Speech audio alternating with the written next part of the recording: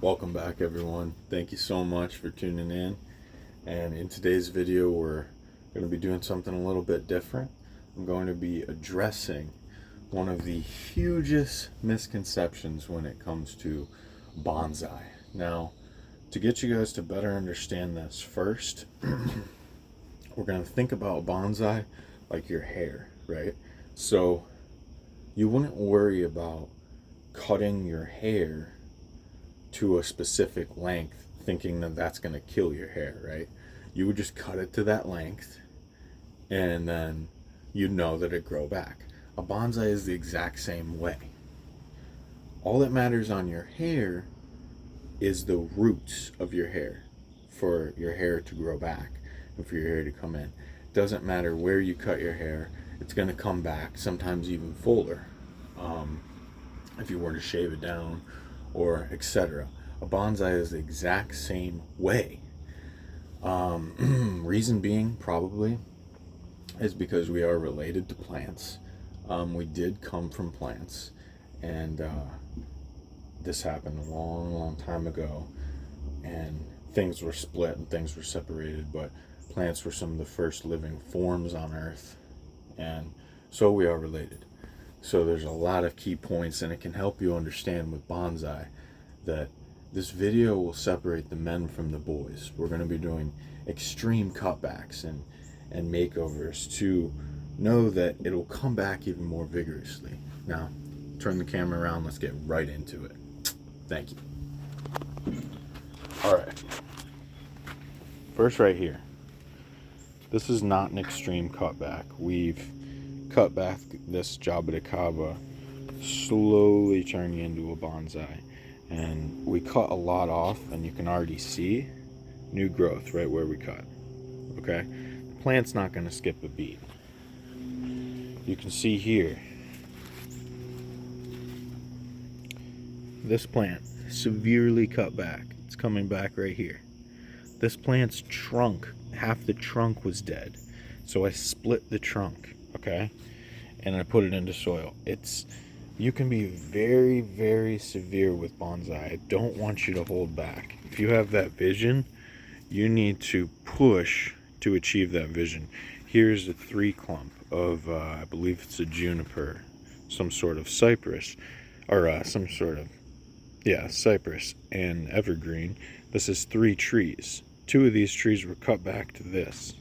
You got to leave some green on these evergreen trees. But look, I only left that much.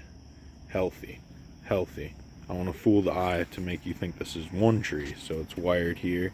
Soon that'll be coming off, and this will just stay together and grow together by itself. I also don't want you to get crazy with the wire and think you have to wire everything. You don't. And that wire doesn't have to stay on very long either. This is just wired into place, but after the roots establish, I'll release this wire. Now, we're going to be addressing how in bonsai you will come into, or you'll always come to a tree that you like the form of it, right? I really enjoy the form of this. Now let's clear this all back. Let's move this all temporarily off here and just look at the form of this tree, right? So we already said previously, what matters in bonsai and what we're going to be focusing on is the roots, right? It's the most important thing. Now if you look, starting at the roots, we've got no grasping into the soil, right?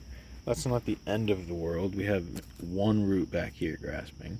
It's not the end of the world, but we do come up the tree and we have no change in diameter, virtually no change from the base up to here. And that's the last thing you want in bonsai. You can see that I've even done work up here, right? So I fully planned to save all this. I did. But in bonsai, you're going to grow with the tree and learn things as you go that you will change the tree and change the course of the tree, and then gradually making it into an even better bonsai. So with this, I really do like that shape. I think that's a great shape, although it's not working, because to me it doesn't look like a bonsai. It just looks like a plant, like a tree in a pot. You know what I mean? It doesn't really look bonsai-ish, if you will. So, because you need that taper on the trunk for a bonsai. So I've already been thinking about this, and we're going to just go for it, right? If we eliminate this right here, we're going to create a lot more of a taper. And so you just, boom, cut it back, right? So now if you look at the tree and go back, that looks like a lot more of a bonsai, doesn't it? Because, and it almost looks more mature, because you see how you come to the base and then you come up and it gets smaller. Bonsai emulates a mature tree in a smaller package. So you want to have your tree looking like a mature tree would. And what we're going to go for this is like a half dome coming down like this, just like a mature tree usually will have, is a half dome. And then it'll be shaded all out right here, and we'll have the trunk showing. And we can definitely do some work on the trunk, try and cut back some of these a little bit more, and just, I should probably get like a fork and rake these roots out and just try and there's some character here, but there's really not much. Another thing is, never get attached to a front or a back on your bonsai as even your finished bonsai. Always be turning it, different angles. Here's this angle. Doesn't look like much now, but it will. Here's this angle.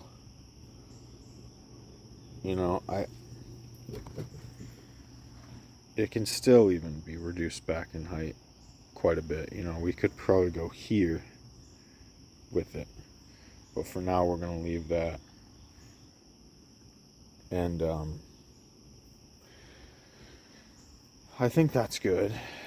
I think it's good to be severe with your bonsai, because if you're not, you're never going to get what you want. What really taught me that is this tree right here. If you do it right, it'll pay off. I made this bonsai pot myself.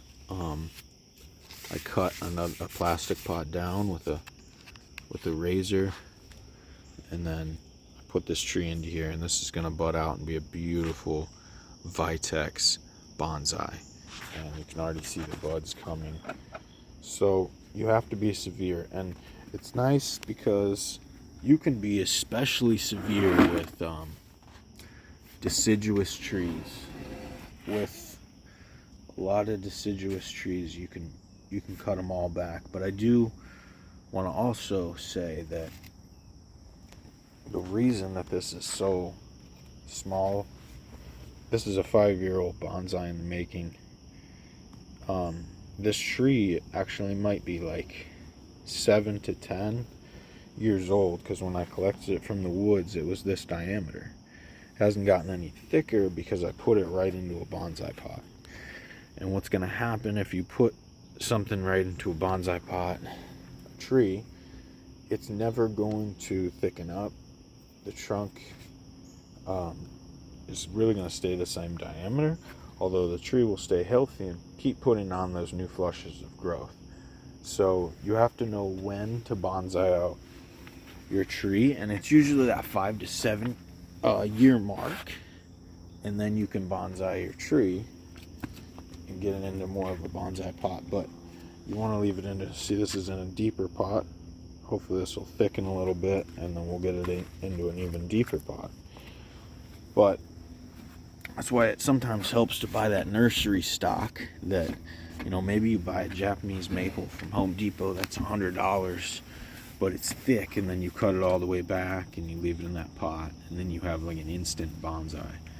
But if you insist on doing it, it is much more fulfilling from seed, and it's like you've really created this tree from nothing. This is a Japanese maple that I grew from seed, and it's a beautiful red variety. You can see it's leafing out here for its last time after it's cut back. And sometime in late October, it will drop its leaves because it is deciduous. And I have just up potted this. I had it in this size pot before, and I just up potted it into this because I need its trunk to thicken. I think it's beautiful. It's developing really well. We're keeping wires off of this tree. I don't want any scars. I want a really natural looking Japanese maple bonsai with this. But I've up potted into this pond basket, and this is really awesome because what it'll do is it'll air prune the roots, because the whole pot, the sides are exposed to air. So what'll happen is the roots will come to here, and then they will be exposed to air, and they'll die back right here.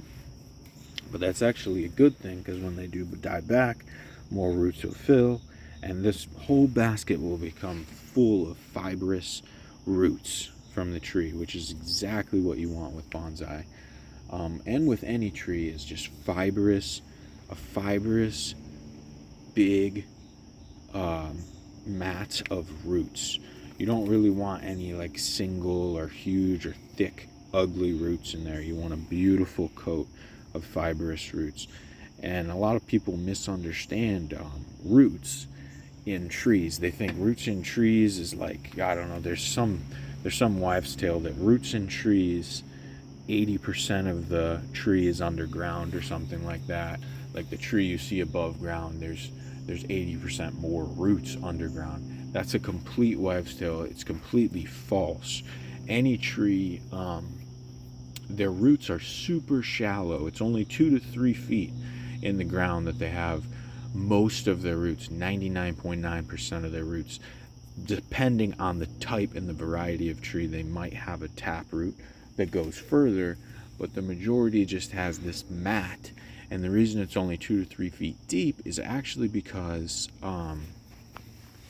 the water is only available 2 to 3 feet deep. If you go deeper than that in the soil, if you've ever dug, you start hitting very hard, rocky substances, and there's not a lot of water down there. It's almost like stale down there, and there's nothing good. So the trees know that. The roots will feel and explore, and so that's why in a wild tree in the ground, they don't go super deep. They spread out like a mat. But that's super, super, super good for them, actually. And that's healthy for them, because they'll spread out for, in some cases, a mile or miles. And when they do that, they meet other trees and share and converse and exchange minerals and stuff like that. So there's a reason that a tree doesn't just plummet its roots into the soil. First of all, it can't. The ground is too hard when you're getting past 3, 4, 5 feet.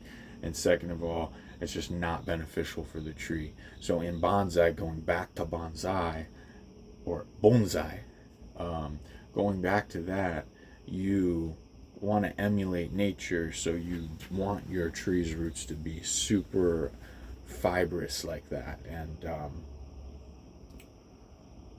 not that you don't want them to have ugly roots. And like I said in the beginning, the roots are the most important part of bonsai. I don't want you to get lost in the actual bonsai tree. I want you to start from that base, the roots, and know that that's most important.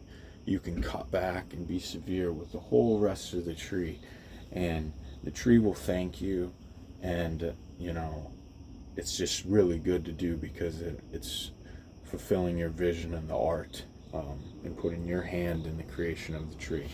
So it's very, very, very important, beautiful, and good to do. So don't be scared to do it, to cut back your trees. Hope you learned something from this video. Please tap that subscribe button and the like button if you enjoyed it. Thank you so much for watching, and have a great day. Keep growing. Peace.